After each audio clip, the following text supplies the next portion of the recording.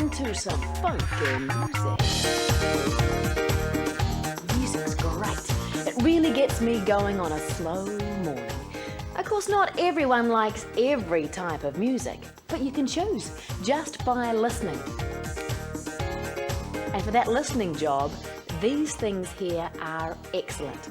They're called ears, and you have a taringa on this side and a taringa on that side.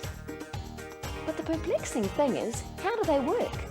How do ears work? There's something inside my ear makes it work. You got eardrums inside your ears. Sound goes into them and it echoes. Nerves connected from your brain into the ears. I feel my ears work by my brain. It kind of goes into our brain, and then and then it talks to our brain, and then it makes our brain see something. Some of those answers might be right. But you know what I need to do first is see if I can get a closer look at an ear. So I'm going to sit here very quietly and make a quick turn, see if I can catch one unawares. Missed it. Try this side. Missed that one too. I thought I'd get a glimpse. They're very quick. It's like they know what I'm going to do and they take off before I can turn. I'll try it again. Missed it again. It's not going to work, is it? Oh, no. It's because they're permanently attached to the side of my head. I guess I'm going to have to find another way of taking a closer look at an ear. Sound travels in waves like this. It also comes from objects that vibrate.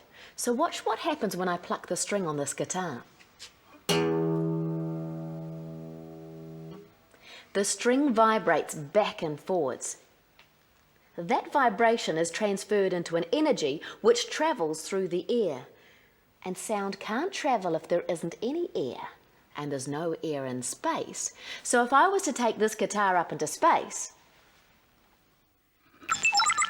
and pluck a string,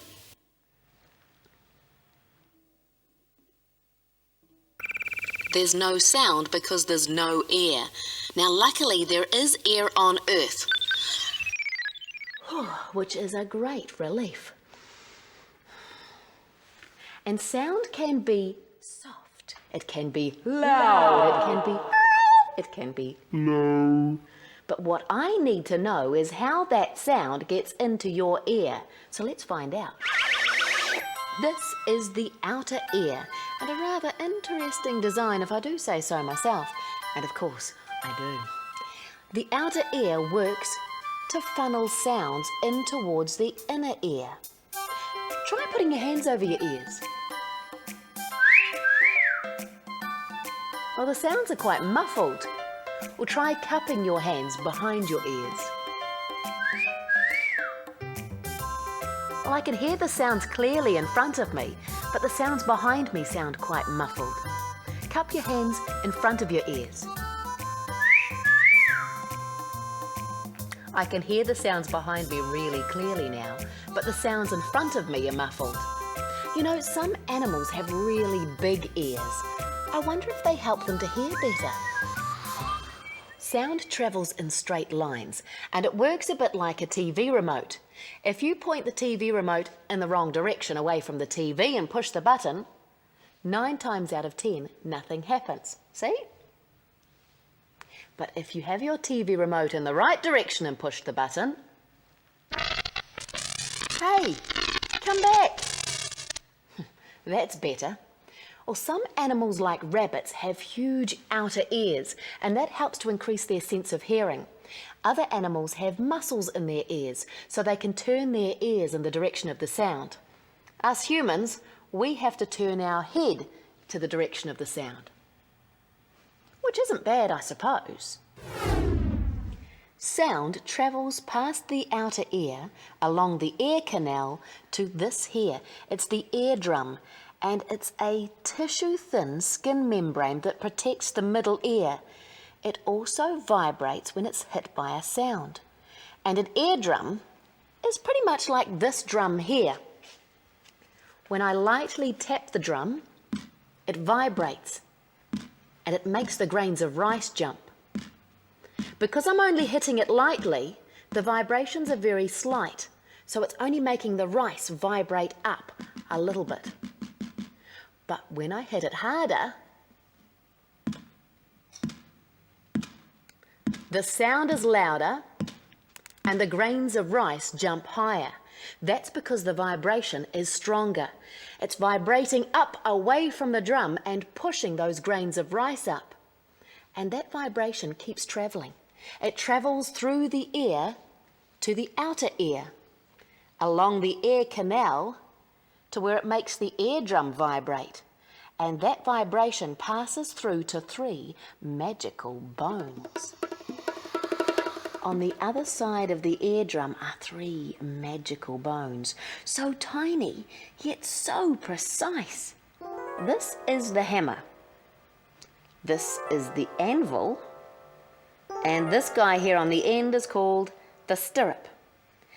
The vibrations come from the eardrum and they pass through to these tiny, tiny bones to a thing called your cochlea, which kind of looks like a snail, but it's not, because having a snail inside your head would be just plain weird.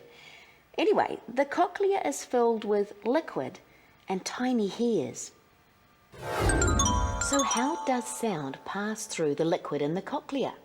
Well, like this. Vibrations travel through the fluid and tickle the microscopic hairs. I never knew they were so ticklish. Those microscopic hairs send a message to the brain, and the brain translates that message into recognizable sounds. Now, those microscopic hairs are extremely sensitive. They can tell the difference between a high-pitched sound and a low-pitched sound. Very talented indeed. So, how do your ears work? Well, the sound comes from the outside world, maybe a kia ora from a friend.